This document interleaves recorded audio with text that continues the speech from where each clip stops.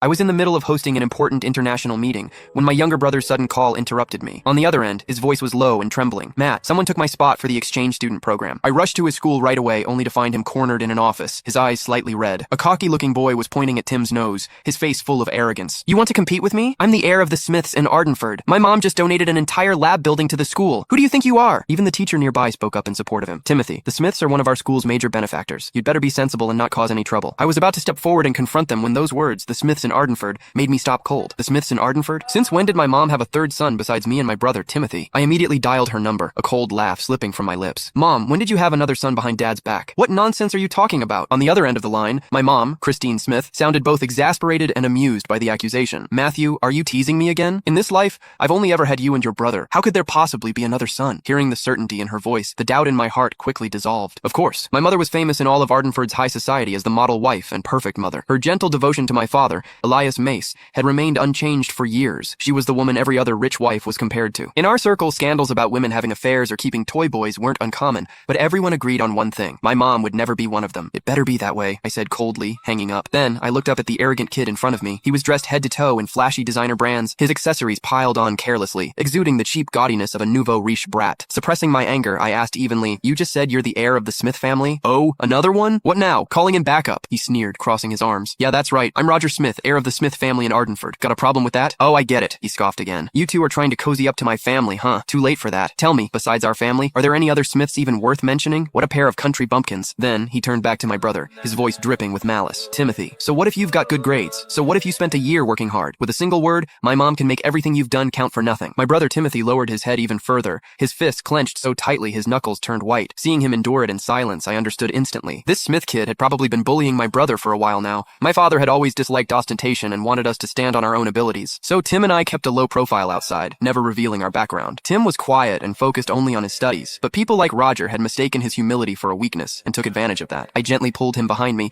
and turned my cold gaze back to Roger. "As far as I know, all the paperwork and approvals for the exchange program have already gone through. Replacing someone at the last minute isn't exactly by the rules, is it?" "Rules?" Roger let out a mocking laugh. With a smug grin, he pulled a stack of documents from his bag and waved them in front of me. "You mean these? Timothy's application documents? Sorry, never made it to the office. I held onto them myself." Roger smiled brightly, but the words that came out of his mouth were vicious. "So you see, the final list the school submitted only had one name from start to finish. Mine, Roger Smith. No matter how well prepared he was, what good would it do him?" As soon as he finished, he tore in half, right in front of me, the stack of documents Timothy had poured countless days and nights of effort into. "Matt!" Timothy's voice cracked as he shouted, his eyes instantly reddening. I watched those papers scatter to the ground, fury blazing through me in an instant. I'd seen shameless people before, but never anyone this brazenly shameless. "You!" My blood surged, the veins at my temples throbbing. "What about me?" Roger sneered, grinding the shredded papers